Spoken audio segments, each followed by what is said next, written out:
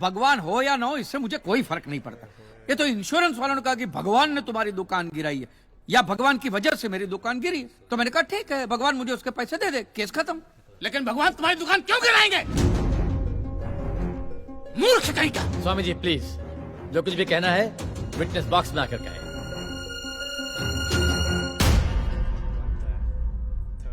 एतस्य पातिकीं क्षम्यताम्, एतस्य पातिकीं क्षम्यताम्। ईश्वर इसके पापों को क्षमा करे। भगवान तुम्हारी दुकान क्यों गिराएंगे?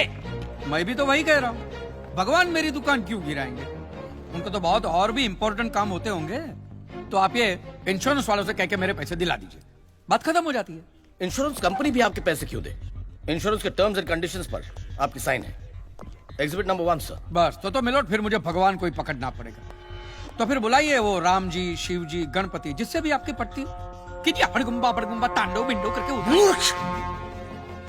मोक्ष की प्राप्ति होती है तभी भगवान मिलते हैं। तेरे जैसे तुच्छ मनुष्य के लिए भगवान धरती पर नहीं आएंगे। होंगे तो आएंगे ना महाराज। अरे क्या इतना लाखों का टर्नओवर है आपका, और थोड़ा ही सेटलमेंट करना कर दीजिए, मैं तो कैश डिस्काउंट भी दूंगा। ये सच। I object my lord. भगवान की सेवा कार्य को धंधा कह रहे मिस्टर कांजी, बिजनेस? हाँ, ये बिजनेस ही है मिलोट, बिल्कुल बिजनेस है ये। किसी भी धर्म स्थल पे जाइए तो सबसे पहले पार्किंग का पैसा दो, फिर वो छोटी लाइन, स्पेशल लाइन में खड़े रहने का पैसा, फिर फूल, चद्दर, कैंडल खरीदने का पैसा, और दान पेटी बिल्कुल मूर्ति के सामने ही रखते, जैसे सर झुका पैसा डालना पड़ता है। और ये लोग तो भगवान के प्रसाद के लड्डू का भी पैसा लेते हैं मिलोट। जिस तरह म्यूजियम में मोम का पुतला दिखाकर पैसे लिए जाते, बस मंदिर में पत्थर का पुतला दिखाकर पैसे ले लेते। और पुजारियों की तो सैलरी भी होती है, इनकी छोटी है, उनकी बड़ी है। और आपको तो इनकम टैक्स में भी बेनिफिट है कि नहीं है? तो फिर इसमें सेवा कहां से है? और मिलोड, ये तो ऐसा धंधा है जिसमें कभी भी रिसेशन नहीं आता। नहीं, उल्टा रिसेशन में तो इन लोगों का धंधा डबल हो जाता है। हे भगवान, भाई भगवान, हो भगवान। रिलैक्स। चलो मान लीजिए कि ये लोग धंधा करते हैं, फिर भी आपको पैसा क्यों दे? इंश्योरेंस में आप प्रीमियम भरते, इसलिए आप इंश्योरेंस से पैसे मांग सकते हैं, लेकिन मंदिर वाले आपको पैसा क्यों दे? क्योंकि मैंने इनके मंदिरों में भी प्रीमियम भरे हैं महाशय। What nonsense?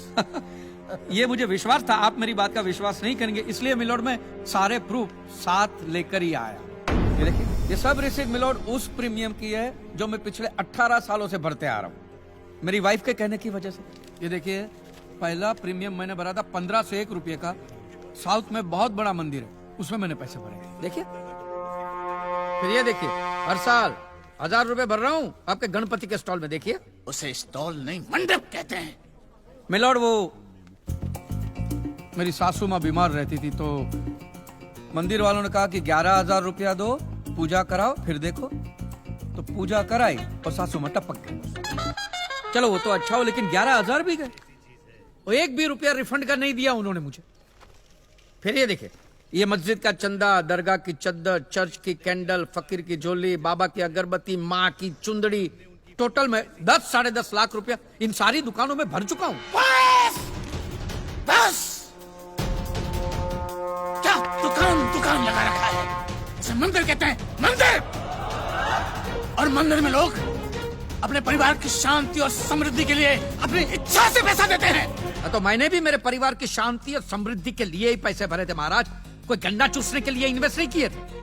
लेकिन आपके भगवान ने मेरी शांति उखाड़ के फेंक दी, क्योंकि भूकंप तो मिलोट सिर्फ भगवान ही ला सकते, इंसान के बस की तो बात है ही नहीं। तो मुझे बताइए, मेरा हक नहीं बनता भगवान से पैसे वसूलने का? मिस्टर कांजी, आपका झगड़ा भगवान से है ना, तो डायरेक्ट भगवान से पैसे मांग लीजिए ना, मंदिरों के पास क्यों मांग रहे हैं? वकील साहब, आपके घर में बिजली या इलेक्ट्रिसिटी कौन सी कंपनी की आती है? रिलायंस की ना। तो घर में जब कभी भी बिजली का प्रॉब्लम होता है तो आप रिलायंस की ऑफिस में ही फोन करेंगे ना, सीधे अनिल अंबानी को तो नहीं बुलाएंगे ना। अनिल भाई आओ लाइट गई, अनिल भाई आओ लाइट गई। साइलेंस। आप कहना क्या चाहते हैं? What do mean?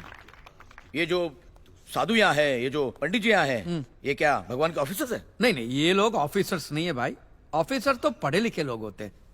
ये लोग तो देखो मुंह देखो, सेल्समैन है मिलोड, सेल्समैन। भगवान के कलेक्शन एजेंट है, क्योंकि इन्होंने भगवान की फ्रेंचाइजी ली। न्यायाधीश महोदय, ये मनुष्य नास्तिक है, जो ये कह रहा है उसका ज्ञान स्वयं से नहीं है, परंतु हम तो साधु हैं, इसे क्षमा कर देते हैं। लेकिन इस अधम पाप के लिए दुनिया इसे कभी माफ नहीं करेगी। तेरा घर से निकलना कठिन हो जाएगा अगर भगवान के विरुद्ध कुछ भी कहा तूने। मैया मोरी, ये आपको मेरी चिंता हो रही है कि मिलोड के सामने मुझे चेतावनी दे रही हैं? हमें जीव मात्र की चिंता है। तो फटाफट पैसे निकाले, बात खत्म कीजिए फिर। My Lord, this is enough. ये डोनेशन रिसीट्स है, जनरल सबमिशन। भगवान और मेरे क्लाइंट के बीच कोई एजेंसी एग्रीमेंट नहीं है। हाँ जी, बेतु की बात कर रहे हैं। इतनी छोटी सी बात के लिए भगवान पर केस नहीं हो सकता। छोटी बात मिलोड, ये छोटी बात नहीं है। वो दुकान मेरा सब कुछ है, मेरी रोजी रोटी, मेरे बीवी बच्चों का सहारा वो दुकान। और एक एक रुपया जोड़ के दिन रात की मेहनत के बाद मैंने वो दुकान बनाई थी। आज वहां पे सिर्फ जमीन का टुकड़ा रह गया है, वो भी कोई लेने को तैयार नहीं है। ये मंदिर वाले कहते हैं श्रद्धा से दान दो, आपका कभी बुरा नहीं होगा। और ये इंश्योरेंस वाले कहते हैं टाइम पे प्रीमियम दो, बुरा हुआ तो हम है ना। तो मैंने तो दान भी दिया है मिलोड, और प्रीमियम भी भरे, और आज दोनों के दोनों ने हाथ ऊपर कर लिए। मैं एक मामूली आदमी, मिडिल क्लास में, मेरा परिवार, मेरे बीवी बच्चे रास्ते पे आ जाए। नहीं मिलोड, आपको मेरी बात इस अदालत में रखने का मुझे मौका देना ही चाहिए, और भारत का संविधान भी मुझे मेरी बात इस अदालत में रखने का हक देता है। Please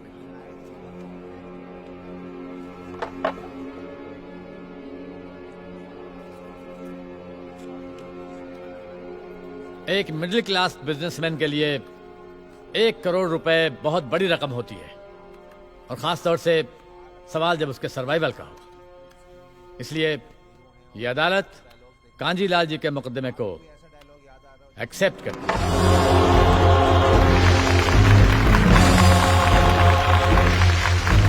silence. और सारे एविडेंस और आर्गुमेंट्स को अच्छी तरह एग्जामिन करने के बाद यह फैसला देगी कि मिस्टर कांजीलाल को इनके पैसे मिलेंगे या नहीं। अगर मिलेंगे तो कौन देगा, इंश्योरेंस कंपनी या फिर मंदिर। Court is adjourned for the day.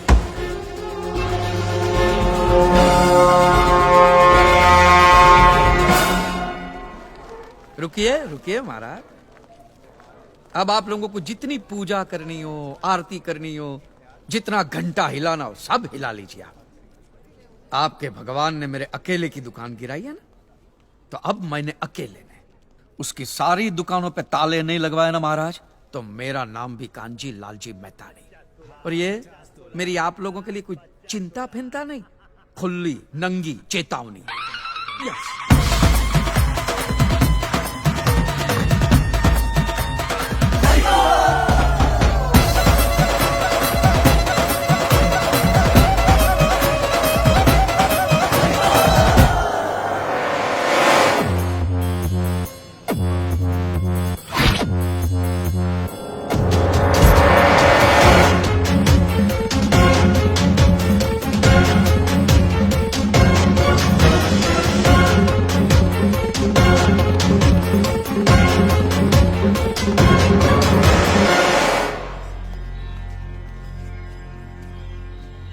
यहां से तो सुरक्षित निकल जाओगे, सरकारी जगह है। इन लोगों से कैसे बचोगे?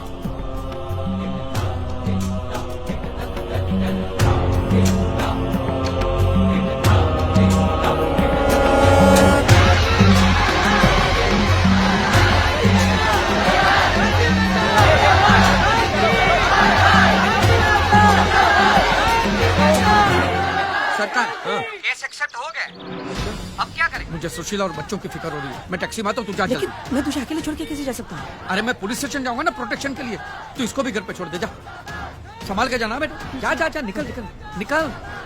छोकरे लोग तैयार है ना? ठीक।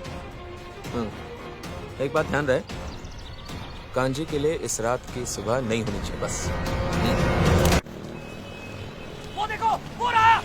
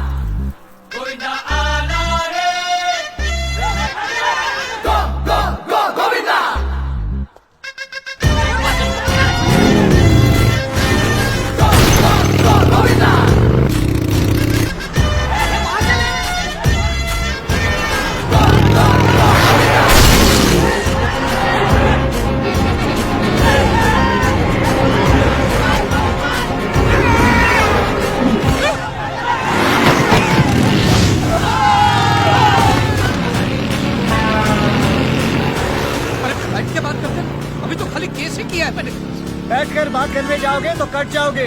पीछे देखो अपने। उसको पकड़ो।